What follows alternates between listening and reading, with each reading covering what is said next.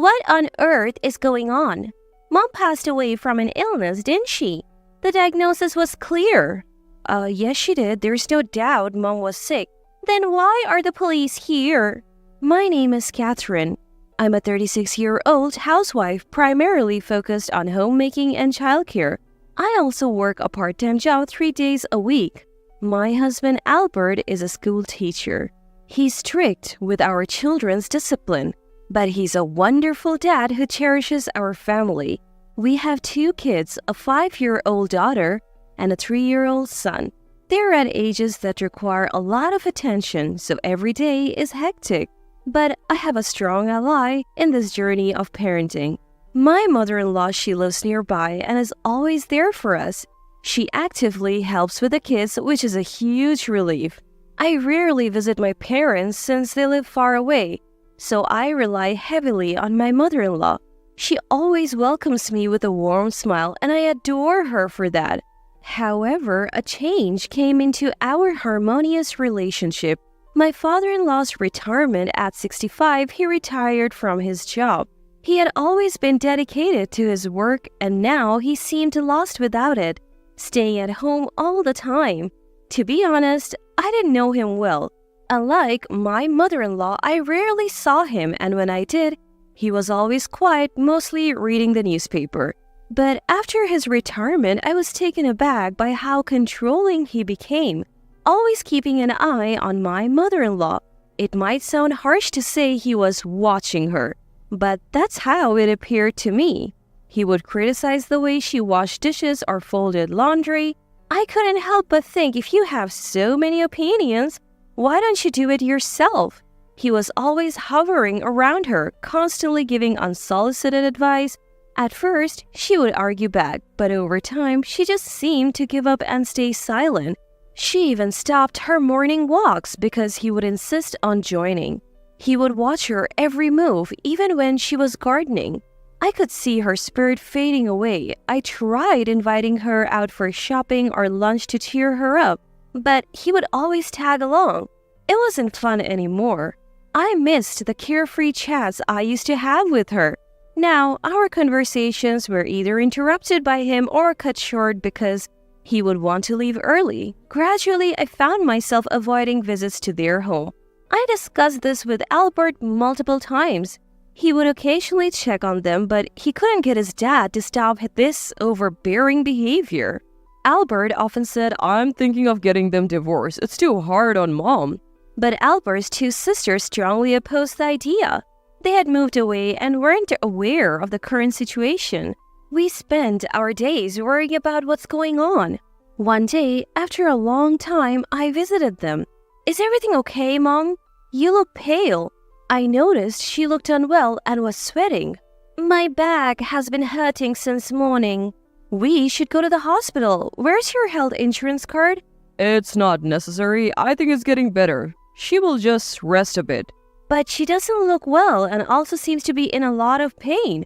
"I said she's fine. Maybe she just hurt herself somehow. I'll take care of her, Catherine. You should go home." "But I said leave." Despite being yelled at by my father-in-law, I stood my ground. "Catherine, it's okay. I'll just lie down and rest. Don't worry." I noticed my mother-in-law forcing a smile, so I decided to step back for a moment. I planned to call Albert, and once he returned, take her to the hospital, even if it meant forcing her. By the time I realized this decision was a grave mistake, it was too late. I still regret that moment. After leaving their house, I called and explained the situation. He said he would leave work early. I also reached out to my sister-in-law, telling her that something was off with Mom, but Dad was refusing the hospital visit. I asked her to persuade him. About an hour later, when Albert returned, we rushed to their house. Pushing past my father-in-law, we found my mother-in-law unconscious in her bedroom. Realizing it was too risky to drive her, we called an ambulance. Still, my father-in-law was shouting, "You're overreacting. This is a nuisance." Soon, the ambulance arrived and they took her. Albert and I followed in our car. My father-in-law didn't come. After a while, at the hospital, my sister-in-law arrived. "Is Mom okay?" "Dad wouldn't tell me anything. Catherine, I'm so sorry." "Why is everyone making such a big deal?" Their reactions were so different that I was shocked. Seeing my mother-in-law unconscious and yet seeing how calm Charmaine was made me distrustful. Not long ago, we were informed that she had passed away. The doctor said there must have been various symptoms leading up to this. When asked why we didn't bring her to the hospital sooner, I couldn't answer. I regretted not visiting them more often and not noticing the changes in her. I wished I had forced her to the hospital when I saw her earlier. Tears wouldn't stop. Both Albert and Joanna comforted me, saying it wasn't my fault, but making them comfort me, especially after losing their mom, made me cry even more.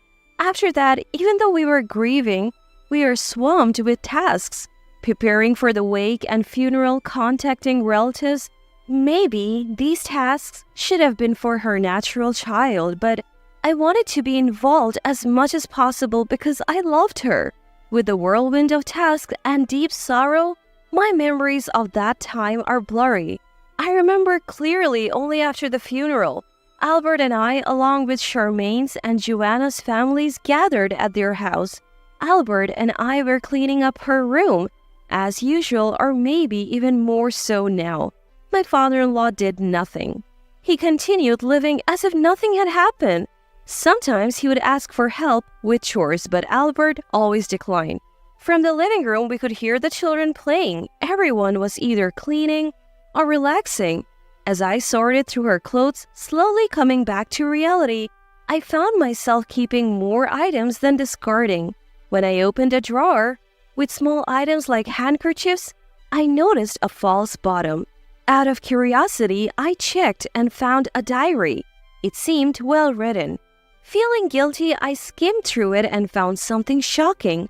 I quickly showed Albert, and I could see his face turning from shock to anger. What is this? Albert, I'm sorry. Based on what I believe, I need to report this right now. Ignoring Albert's plea to wait, I immediately called the police.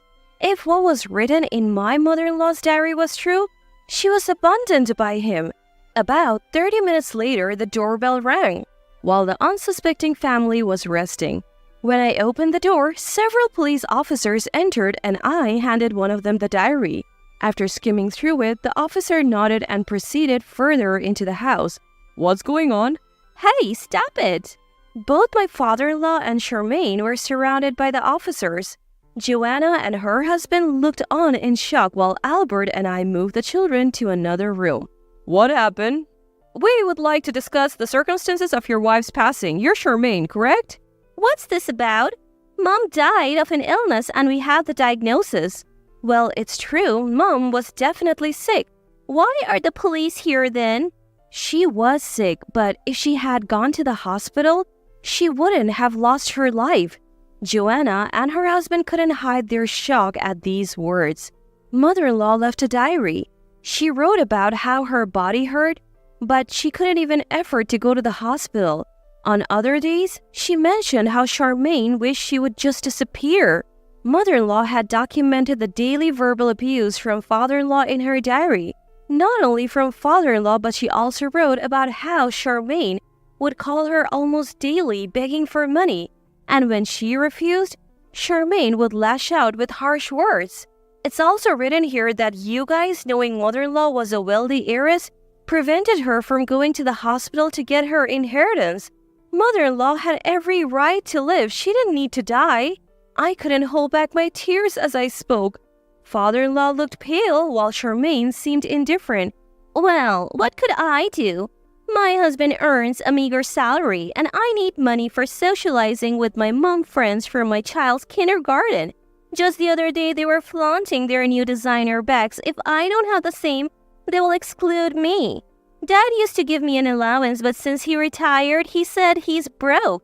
When I talked to Mom, she told me to stay away from such friends. If you're not on my side, it's no problem if you're gone. Charmaine's selfish reasoning made both Albert and Joanna clench their fists in anger. Albert, trying to stay calm, gently held my hand and I felt the tension leave his grip. Looking over, I saw Joanna being comforted by her husband. See, you guys have someone to protect you. My husband, with his low salary, doesn't stand up for me. I'm just unlucky. Charmaine's husband quickly looked away, clearly not wanting to defend her. Sis, I also earn a low salary. That's why Catherine works part-time to help out. She does more than her fair share and I want to make her happier. What are you doing for your family? Charmaine bit her lip in frustration. Dad, you've always spoiled her. Why did you abandon Mom? She was cheating on me. You might not even be my son. She got what she deserved. When did she cheat? You've been following her around since you retired. Well, she did it behind my back. Just last Sunday, she met her lover.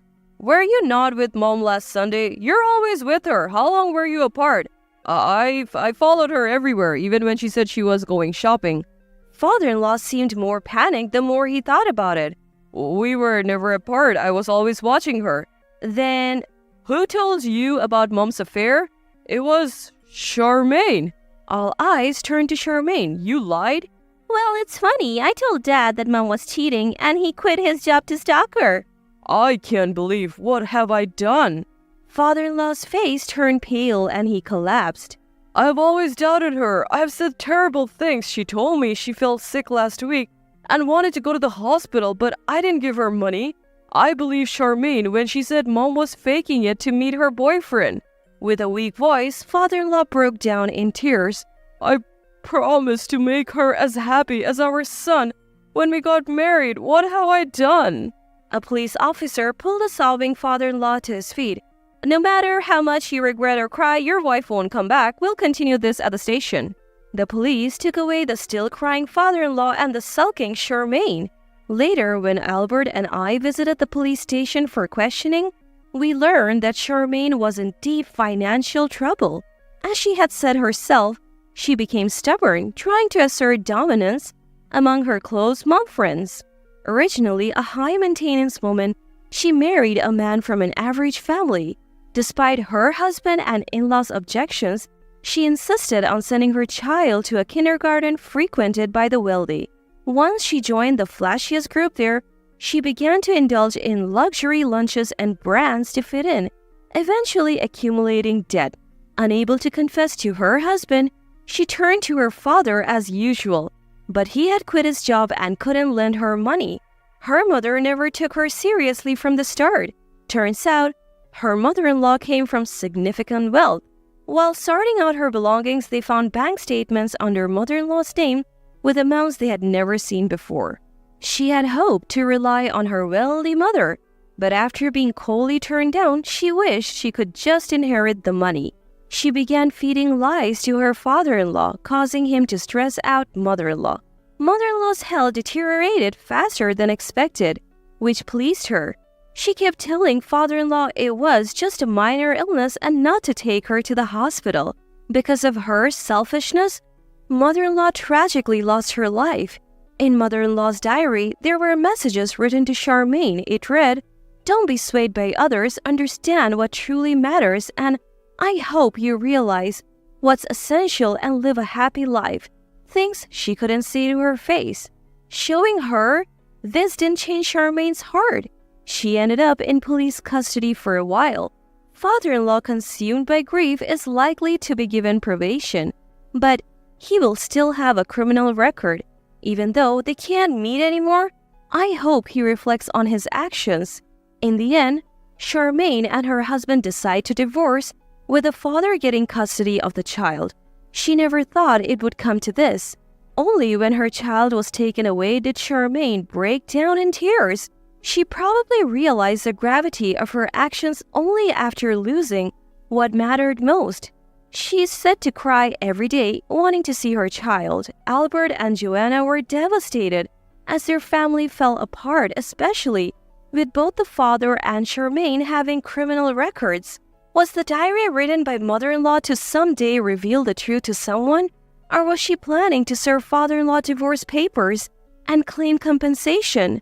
Now, no one will ever know the real story. But I feel relieved that the truth about what happened to mother-in-law is out in the open. I dearly miss mother-in-law, but the time I spent with her was genuine. So, I want to keep moving forward. If my son ever gets married and brings home a daughter-in-law, I hope to be as kind-hearted as my mother-in-law was to me.